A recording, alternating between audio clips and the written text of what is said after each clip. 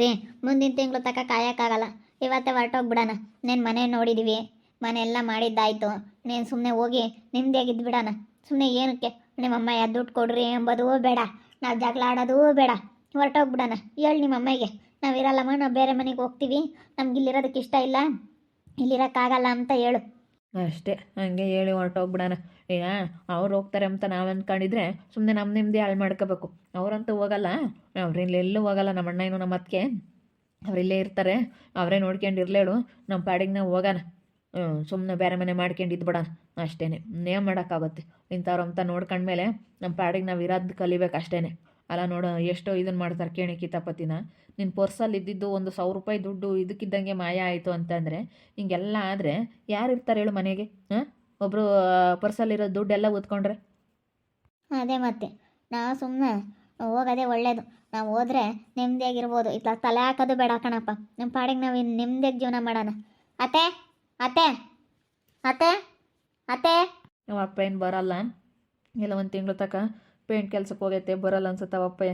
ಇನ್ನೂ ಸ್ವಲ್ಪ ದಿನ ಬರಲ್ಲ ಅನ್ಸುತ್ತೆ, 1 ತಿಂಗಳು ಬರಲ್ಲ ಅಂತ ಹೇಳ್ತಾ ಇತ್ತು. ಇವನು ಬರೀ ಹೋಗೇ ಇಲ್ಲ. 2 ದಿನ ಮೊನ್ನೆ 1-2 ದಿವಸ ಹೋದ, ಬರೀ ಮನೆಯಾಗೆ ಇದ್ದಾನೆ ಯಾವಾಗ್ಲೂ.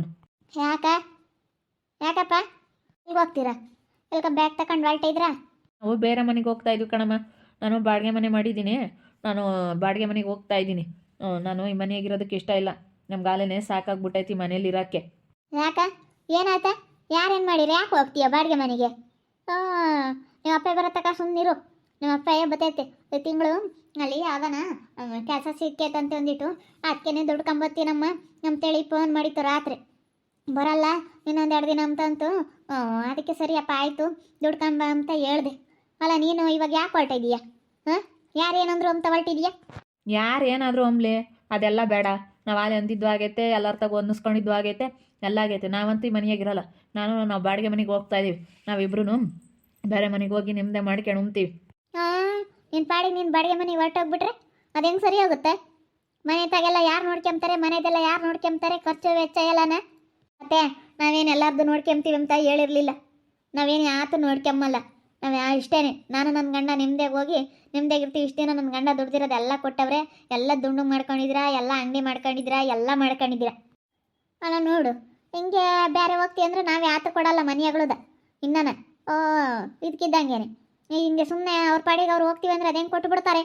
ಅಮ್ಮ ತಾಯಿ, ನಿನ್ನ ಪಾತ್ರೆ ಬೇಡ, ನಿನ್ನ ಪಡ್ಗ ಬೇಡ, ಯಾತ್ರ ಬೇಡ, ಪಾತ್ರೆ ಬೇಡ, ಯಾತು ಬೇಡಮ್ಮ ತಾಯಿ. ನಮ್ಮ ಪಾಡಿಗೆ ನಾವು ನೆಮ್ಮದಿಯಾಗ ಇದು ಬಿಡ್ತೀವಿ. ನಾನು ನನ್ನ ಗಂಡ ಯಾವ ಪಾತ್ರೆ ಬೇಡ, ಏನು ಬೇಡ, ಎಲ್ಲ ನೀನೇ ಇಕ್ಕೆ. ನಮ್ಗೆ ಯಾವ ಪಾತ್ರೆನೂ ಯಾರ ಪಾತ್ರೆನೂ ನಾವು ಬಯಸಲ್ಲ.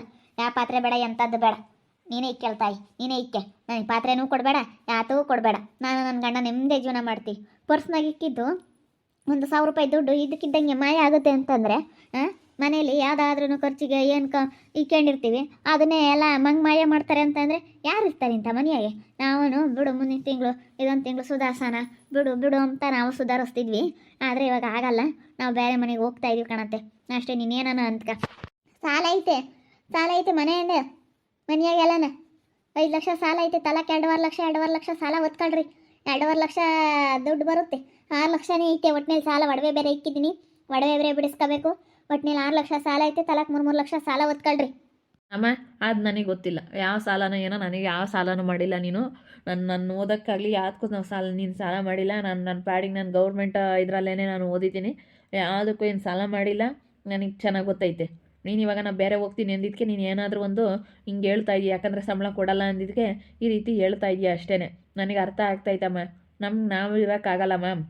ಈಗ ಜಗಳ ಆಡೋದು ಬೇಡ, ಎಂಥದ್ದು ಬೇಡ ಅಂತಲೇ ನಾವು ಸುಮ್ಮನೆ ನಮ್ಮ ಪಾಡಿಗೆ ನಾವು ಬೇರೆ ಹೋಗ್ತಾ ಇರೋದು. ಸಾಲ ಇಲ್ಲ ಅಂತ ಹೇಳ್ತಿಲ್ಲ, ಸಾಲ ಐತೆ ಕಣಲ್ಲೇ, ಓದ್ಕೋಬೇಕು ಸಾಲನ.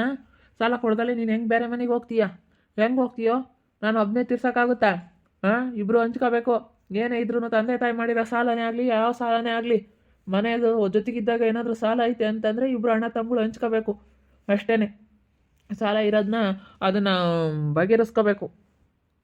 ನೀವೇನು ಹೆಂಗೋ ನಿಮ್ಮ ಪಾಡಿಗೆ ನೀವು ಹೊರಟೋಗ್ಬಿಡ್ತೀರಾ, ಆಮೇಲೆ ನಾವು ಎಂಬೋದು. ನಾನೊಬ್ಬ ಎಂಬಕ್ಕಾಗಲ್ಲ ಕಣಪ್ಪ.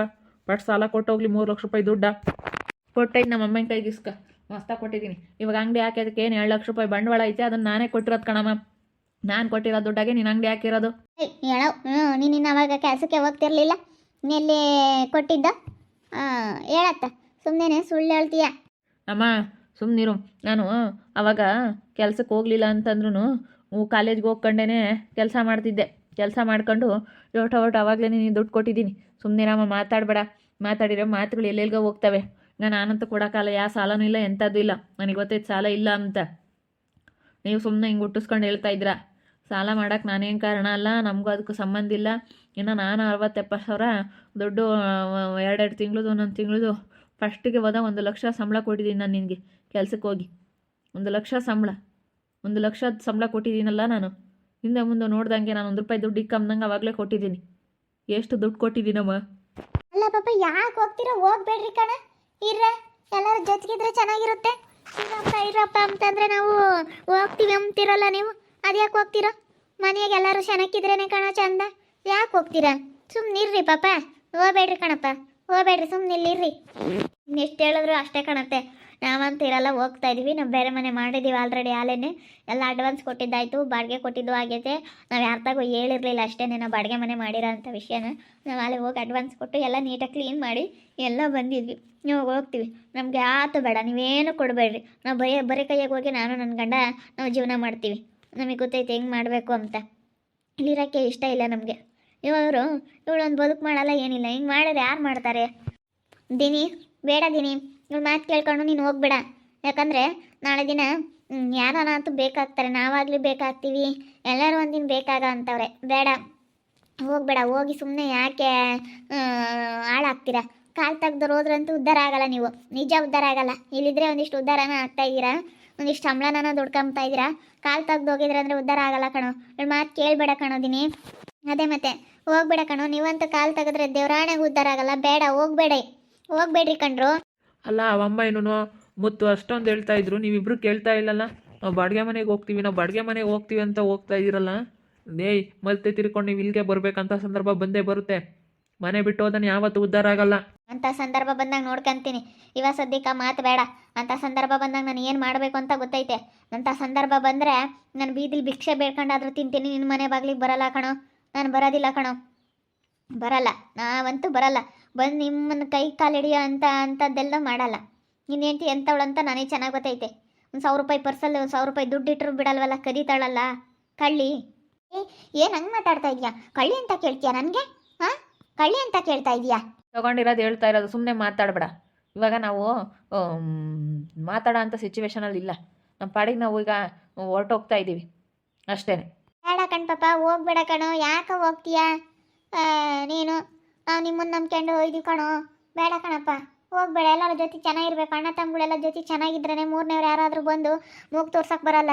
ನೀವು ಚೆನ್ನಾಗಿ ನಿಮ್ಮ ಹತ್ರ ಸೊಡ್ಲ ಬಿಗಿ ನೋಡಿ ಜನ ಇಲ್ಲೋದು ಇದು ಮಾಡಕ್ಕೆ ಬರ್ತಾರೆ ಕಣೋ. ಬೇಡ, ನೀವಿಬ್ಬರು ಕಾಲು ತೆಗ್ದು ಹೋಗೋದು ನನಗೆ ಒಂದು ಸ್ವಲ್ಪನೂ ಇಷ್ಟ ಇಲ್ಲ. ಬೇಡ, ಹೋಗ್ಬೇಡ್ರಿ ಕಣೋ.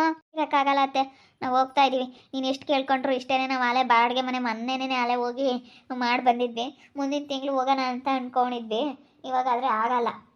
ಮತ್ತು ಸಾಲ ಯಾರು ತೀರಿಸ್ತಾರೆ? ಆ ಸಾಲನೂ ಗೊತ್ತಿಲ್ಲ, ನಮಗೇನೂ ಗೊತ್ತಿಲ್ಲ. ನನ್ನ ಗಂಡ ಇನ್ನೂ ಅಂಗಡಿ ಮಾಡೋಕ್ಕೆ ದುಡ್ಡು ಕೊಟ್ಟಿರೋದು ನಮಗೆ, ನನ್ನ ಗಂಡನೇ ಕೊಟ್ಟಿರೋದು. ಅದನ್ನ ಅಂಗಡಿನೇ ನಾನೇ ಬಿಡಿಸ್ಕೋಬೇಕಾಯ್ತು ನೋಡಿದ್ರೆ. ಆದರೆ ಬಿಡತ್ತ, ಏನೋ ಅವಾಗ ಮದುವೆಗಿನ ಮುಂಚೆ ಕೊಟ್ಟಿರೋದು ಅಂತ ಅವರು ಕ್ರಿಯೆ ಹಿಡಿದು ನಾನು ಕ್ರಿಯೆ ಹಿಡಿದು ಬಿಟ್ಟು ಹೋಗ್ತಾ ಇದ್ದೀವಿ. ನನ್ನ ಗಂಡನೇ ಎಲ್ಲ ದುಡ್ಡು ಕೊಟ್ಟಿರೋದು, ಅಂಗಡಿ ಮಾಡಿರೋದೇ ಅದೇ ದುಡ್ಡಿಂದ ಅಷ್ಟೇ. ಇವ್ರು ಮನೆ ಬಿಟ್ಟು ಹೋದರೆ ಇವರು ಚೆನ್ನಾಗಿ ಸಂಬಳ ದುಡಿತಾ ಇದ್ರು. ಇಬ್ಬರು 35 ಸಾವಿರ ಸಂಬಳ ದುಡಿಯೋ ಅಂಥವ್ರು. ಇವನು ಚೆನ್ನಾಗಿ ದುಡ್ದು ನಮ್ಮ ಅತ್ತೆ ಕೊಡ್ತಾಯಿದ್ದ. ನಮ್ಮ ಅತ್ತೆ ಇವನ ಕೈಯಿಂದ ಎಲ್ಲ ಬಂಡವಾಳ ಇಸ್ಕೊಂಡು, ನಾನು ಎಲ್ಲ ನಮ್ಮ ಅತ್ತೆ ಹತ್ರ ಕೊಟ್ಟಿರೋದೆಲ್ಲ ಇಸ್ಕೊಂಡು ಚೆನ್ನಾಗಿ ದೊಡ್ಡದಾಗಿ ಅಂಗಡಿ ಮಾಡಬೇಕು ಅಂತ ಏನೆಲ್ಲ ಅಂದ್ಕೊಂಡಿದ್ದೆ. ಆದರೆ ಇವರು ಇವಾಗ ಮನೆ ಬಿಟ್ಟು ಹೋಗ್ತೀವಿ ಅಂತ ಹೇಳ್ತಾ ಇದ್ದಾರೆ. ಮನೆ ಬಿಟ್ಟು ಹೋಗಿ ಅದು ಎಷ್ಟರ ಮಟ್ಟಿಗೆ ಉದ್ಧಾರ ಆಗ್ತಾರೆ ನಾನು ನೋಡ್ತೀನಿ. ಸುಮ್ಮನೆ ನಾನು ₹1,000 ದುಡ್ಡು ತೊಗೊಂಡಿದ್ದು ಅವಳು ಪರ್ಸ್ನಲ್ ಎತ್ಕೊಂಡಿದ್ದು ಗೊತ್ತಾಗ್ಬಿಟ್ಟೈತೆ. ಅದಕ್ಕೆ ಅವಳು ಇದು ಮಾಡ್ಕೊಂಡವಳು, ಬೇಜಾರು ಮಾಡ್ಕೊಂಡವಳೆ. ನೋಡ್ತಾ ಇರಿ, ನೆನನಾಗ್ಬೋದು ಅಂತ ಮುಂದಿನ ಭಾಗದಲ್ಲಿ ನೋಡ್ತಾ ಇರಿ. ಹಾಗೆ ವಿಡಿಯೋ ಬಗ್ಗೆ ನಿಮ್ಮ ಒಬ್ಬರನ್ನ ಕಮೆಂಟ್ ಮಾಡಿ. ಹಾಗೆ ವಿಡಿಯೋ ಎಷ್ಟಾಗಿದ್ದರೆ ಲೈಕ್ ಮಾಡಿ, ಶೇರ್ ಮಾಡಿ. ಇನ್ನು ಯಾರು ನಮ್ಮ ಚಾನಲ್ ಸಬ್ಸ್ಕ್ರೈಬ್ ಮಾಡ್ಕೊಂಡಿಲ್ಲ ತಪ್ಪದೆ ಕೂಡಲೇ ಸಬ್ಸ್ಕ್ರೈಬ್ ಮಾಡ್ಕೊಳ್ಳಿ. ಓಕೆ ವೀಕ್ಷಕರೇ, ಧನ್ಯವಾದಗಳು.